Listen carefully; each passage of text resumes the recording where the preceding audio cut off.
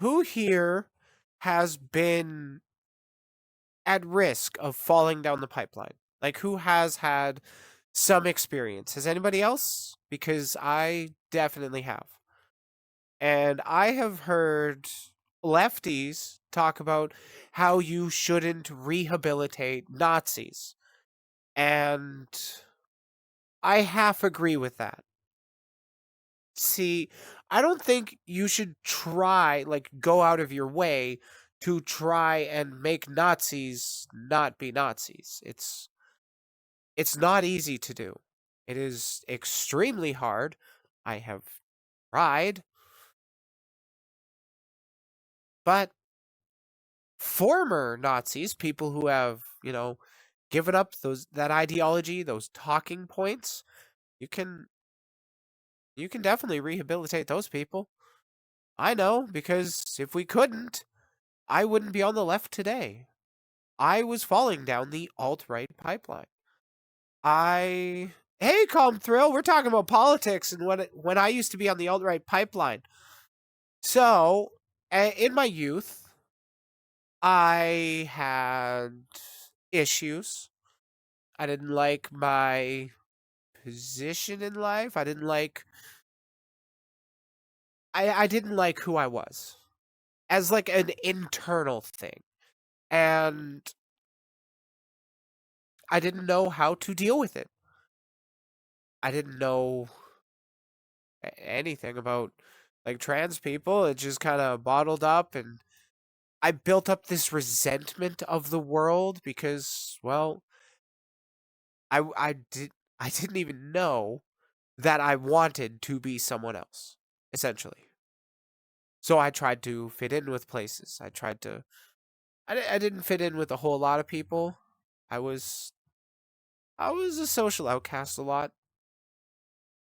And that led me to 4chan. That was not a particularly pride-filled time of my life. Fucking the first time I popped on 4chan, I I I saw a picture of animal gore as like the top post of the board I checked, and I was like, no. Why do people go here? And I left. And then a few weeks later, I went back to the board. It became a regular place for me to find funny pictures, to find some kind of social interaction with people that seemed to get my humor. Animal gore notwithstanding, I've never been a fan of that. And slowly, it just kind of started with edgy jokes. And the edgy jokes kept continuing. They got edgier. I've said plenty of things I am so thankful I was not online to have said. Because, like, y'all would have hated me. I hated who I was. It's hard to know you want to be someone else when you don't know about that someone else. Yeah, essentially. But my experience with the alt-right and falling down the pipeline, or starting to anyways, that actually has nothing to do with my gender transition, aside from pre-transition, I was resentful of the world and needed an outlet. I somehow found community in 4chan, and I started making edgier jokes. More and more. Goddamn chest.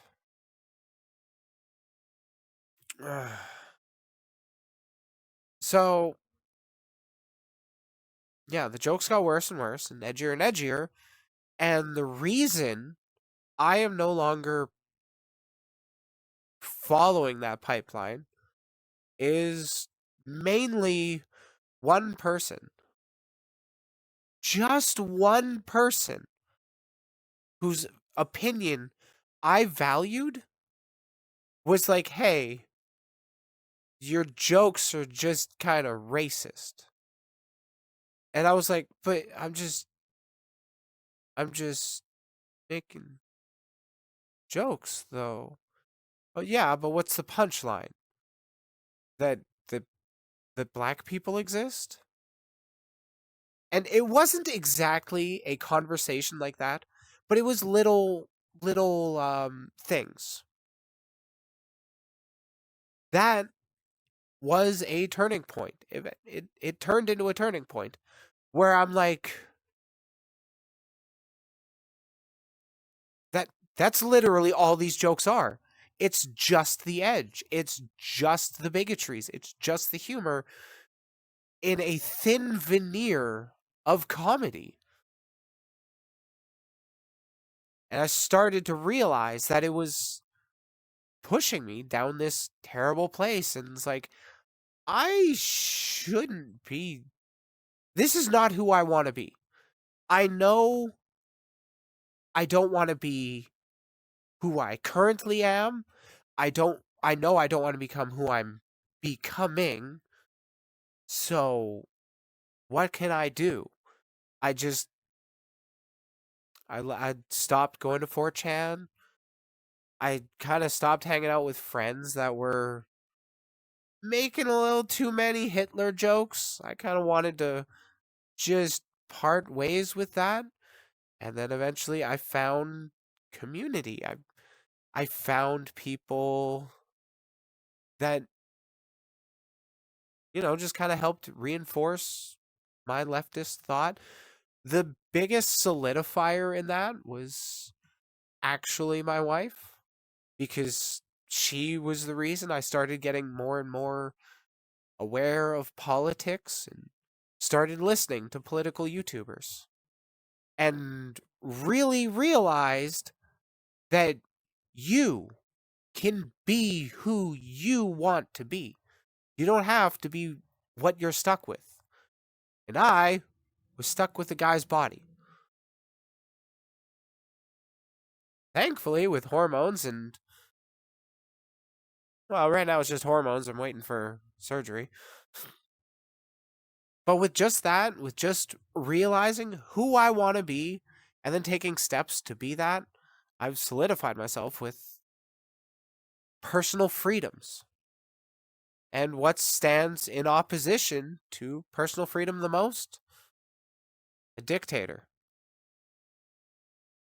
And if I didn't have that one friend who just gently nudged me away from it, not even like, you're fucking racist, dude. No, it was just, hey, you're getting a little racist. That's it.